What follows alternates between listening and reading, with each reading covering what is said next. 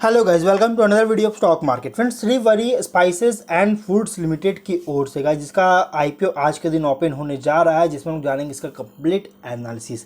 मतलब कंपनी का business model क्या है, operation, financial condition, performance, price band, GMP वगैरह क्या चल रही है, लिस्टिंग कैसा मिलेगा, परफॉर्मेंस कैसा है और इसमें अप्लाई करना चाहिए या फिर नहीं, इन सभी चीज़ों को हम लोग डिस्कस करेंगे। चलिए फ्रेंड्स, वीडियो स्टार्ट करते हैं। तो गाइस, ये जो आईपीओ है ना, ये एक ऐसी कैटेगरी का आईपीओ है जो कि Shri Vari spices and foods limited का नाम है। और ये 7 अगस्त आज के दिन ओपन होने जा रही, 9 अगस्त को क्लोज कर दिया जाएगा। मतलब 3 दिन का आईपीओ है। और कंपनी का बिजनेस अगर देखें तो 2019 में इनकॉर्पोरेट किया गया था, जो कि एक तरह का स्पाइसेस और फ्लोर, जो कि चक्की आटा बोलते हैं, इसका मैन्युफैक्चर करती है।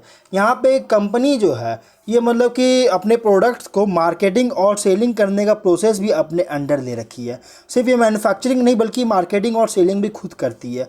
कंपनी का ऑपरेशन भी जो है primary in and around Telangana और आंध्र प्रदेश के स्टेट में ही जो है सो मतलब कि इसका ऑपरेशन चल रहा है, प्राइमरी ऑपरेशन चल रही है।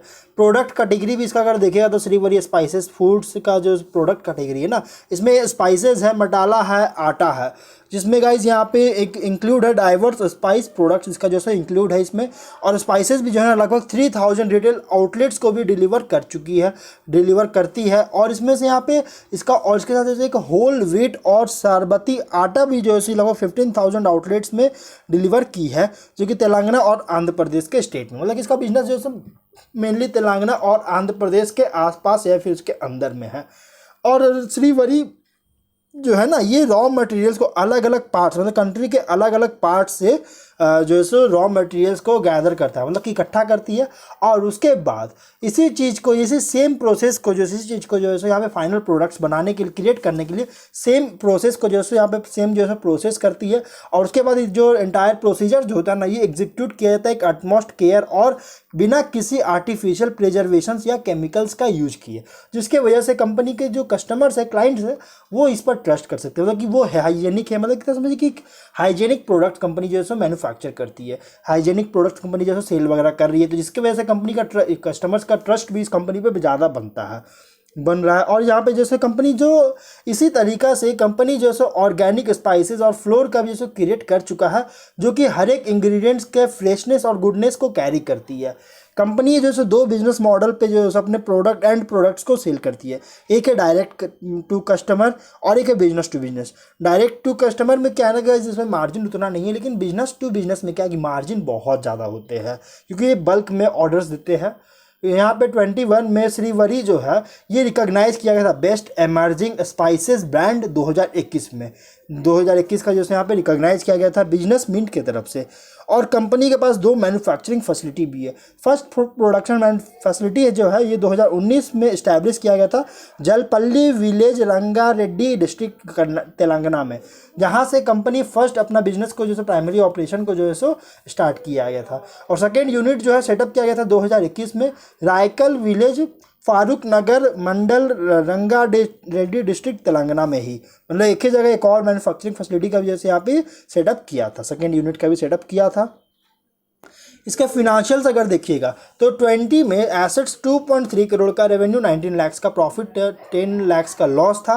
21 में 6.2 करोड़ का एसेट्स, रेवेन्यू 11.3 करोड़ का प्रॉफिट रेवेन्यू था और 35 लाख का प्रॉफिट था।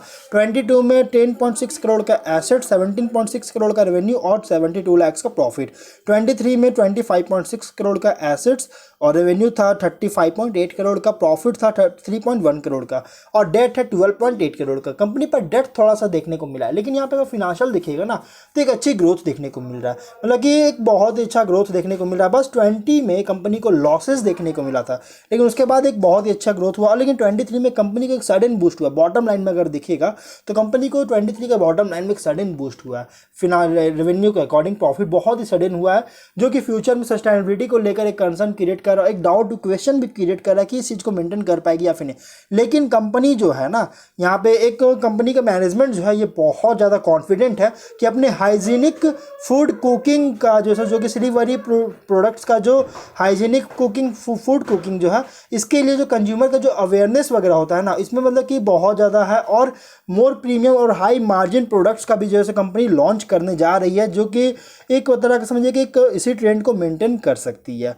लेकिन अगर हम बात करें तो इस कंपनी का जो है एक हाईली कॉम्पिटिटिव और फ्रैगमेंट सेगमेंट में इसका बिजनेस है। अगर हम इसके कुछ पॉइंट्स को जाने तो श्रीवरी स्पाइसेस और फूड्स जो है ना, ये अपने प्रोडक्ट्स को फार्मर्स से देश के कोने कोने से फार्मर्स से प्रोडक्ट्स को जो है सोर्स करती है, अपने पास लेती है और उसका मार्केटिंग और सेल करती है डायरेक्टली, बिना किसी इंटरमीडियरीज के। मतलब कि किसी भी इंटरमीडियरीज का इन्वॉल्वमेंट नहीं होता, मतलब किसी भी थर्ड पार्टी का इन्वॉल्वमेंट नहीं होता, किसी भी मतलब कि होता है वो एजेंसी वगैरह एजेंट्स वगैरह उनका इन्वॉल्वमेंट नहीं होता है, बल्कि ये खुद से करती है, डायरेक्ट सेल करती है, मार्केटिंग करती है, जिसके वजह से कंपनी को जो है सो रेवेन्यू शेयर जो है फार्मर से जो रेवेन्यू शेयर होता है ना, वो कंप्लीट प्रोवाइड किया जाता है और कॉस्ट कॉम्पिटिटिव और अफोर्डेबल प्रोडक्ट्स भी जो है सो कस्टमर्स को ऑफर करती है। कंपनी का डाइवर्स प्रोडक्ट रेंज है, जिसमें इंक्लूड है ब्लेंडेड स्पाइसेस और होल व्हीट फ्लोर। ये प्लान कर रही है अपने अदर जोग्राफीज और को में भी जो सो एक्सपैंड करने का प्लान कर रही है विद इन और आउटसाइड इंडिया में। कंपनी ज़्यादातर फोकस किया जा रहा है क्वालिटी ओरिएंटेड सर्विस पर, जो कि कॉम्पिटिटिव एज और गुडविल भी बहुत ज़्यादा अर्न कर चुकी है इस इंडस्ट्री में। लेकिन रिस्क क्या है कि एक लिमिटेड ऑपरेटिंग हिस्ट्री इसका देखने को मिला है, जो कि फिनेंशियल परफॉर्मेंस में बहुत ज़्यादा चैलेंज क्रिएट कर सकता है। और इसका मतलब कि जो ऑपरेशन करने के लिए एक बहुत ही सिग्निफिकेंट वर्किंग कैपिटल का रिक्वायरमेंट होता है। अगर इस चीज़ को कंपनी मेंटेन नहीं कर पाती है तो इसको मतलब कि इम्पैक्ट पड़ सकती है, नेगेटिव कैश फ्लो आ सकता है। प्लस कंपनी का किसी भी सप्लायर्स या कस्टमर्स के साथ लॉन्ग टर्म का कॉन्ट्रैक्ट भी नहीं किया है, बहुत ही कमी हो चुकी है इसमें।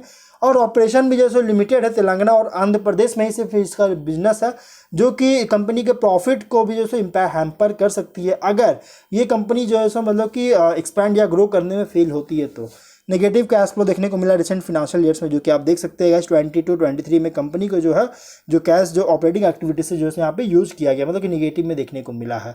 प्लस यहाँ पे कैश इक्विवेलेंट भी 22 में कंपनी को नेगेटिव देखने को मिला था, मतलब कैश फ्लो इसका नेगेटिव देखने को मिल चुका है। कंपटीशन बहुत ज़्यादा हाई है, स्ट्रिंजेंट लॉ और रेगुलेशंस भी लगाए जाते हैं फूड सेफ्टी, कंज्यूमर गुड्स और हेल्थ एंड सेफ्टी को लेकर, जो कि हायर लाइबिलिटीज़ वगैरह और ग्रेटर कैपिटल इन्वेस्टमेंट्स वगैरह की ज़रूरत होती है, लीड कर सकता है, मतलब की ज़रूरत होती है। तो इसलिए इस कंपनी में थोड़ा सा रिस्क भी है। लेकिन जीएमपी अगर देखिए तो 23 का जीएमपी बहुत ही स्ट्रॉन्ग लिस्टिंग मिलने जा रही है 54.76% का। तो अगर आप इसमें लिस्टिंग के लिए अप्लाई करने का सोच रहे हैं तो आप इसमें अप्लाई कर सकते हैं। लेकिन अगर आप इसमें कंपनी का प्राइस जो है ना एक रीजनेबल प्राइस पे इसका आईपीओ मिल रही है, तो अगर आप इसमें लॉन्ग टर्म के लिए इन्वेस्टमेंट करने का सोच रहे हैं तो आप अप्लाई कर सकते हैं। बस यही कि कॉम्पिटिशन बहुत ज़्यादा हाई है, लेकिन कंपनी जो है बहुत ज़्यादा कॉन्फिडेंट है मैनेजमेंट की, कंपनी अच्छा परफॉर्म कर सकती है, पोस्ट आईपीओ अच्छी परफॉर्म कर सकती है। तो अब देखना ये है कि क्या परफॉर्म सच में ऐसा करेगी या फिर नहीं। अगर हम इसके कुछ डिटेल्स की बात करें तो कंपनी जैसे 10 रुपीज़ का फेस वैल्यू 7 से 9 अगस्त तक ओपन रहेगा, 40 to 42 रुपीज़ पर शेयर की प्राइस बैंड, 3000 शेयर्स की लॉट साइज, 9 करोड़ का इशू साइज फ्रेश इशू की जा रही है। बस ये प्रॉब्लम ये है कि कंपनी बहुत ही छोटा है, इसका इशू साइज है, जो कि मेन बोर्ड में माइग्रेट लेने में बहुत लंबा टाइम ले सकती है। Book build issue IPO NSE SME में लिस्टेड होगा, जो कि 18 अगस्त का डेट रखा गया है। अमाउंट 1,26,000 रुपीज़ का मिनिमम पे करना होगा। QIB को 50%, HNI को 15%, रिटेल को 35% का ऑफर दिया गया है। राठी नारायण दास नैया और राठी इस कंपनी के प्रोमोटर है। प्री इशू होल्डिंग 99.9% का है। ऑब्जेक्टिव क्या है, तो वर्किंग कैपिटल रिक्वायरमेंट को फंड करना चाह रही है और जनरल कॉर्पोरेट पर्पस, मतलब कि जो मैंने बताया कि इसका वर्किंग कैपिटल रिक्वायरमेंट बहुत ज़्यादा चाहिए होता है, तो इस चीज़ को मतलब कि फंडिंग करना चाहिए ताकि फ्यूचर में ऐसा कोई प्रॉब्लम ना हो, क्योंकि कैश फ्लो इसका निगेटिव में देखने को मिल चुका है। तो ओवरऑल कंपनी अच्छी खासी परफॉर्म कर रही है, तो अगर आप इसमें अप्लाई करने का सोच रहे हो तो आप इसमें अप्लाई कर सकते हैं। तो हम लोग वीडियो कहीं पर एंड करते हैं। अगर कोई डाउट है कमेंट बॉक्स में पूछे। मिलते हैं नेक्स्ट वीडियो में। Till then bye bye.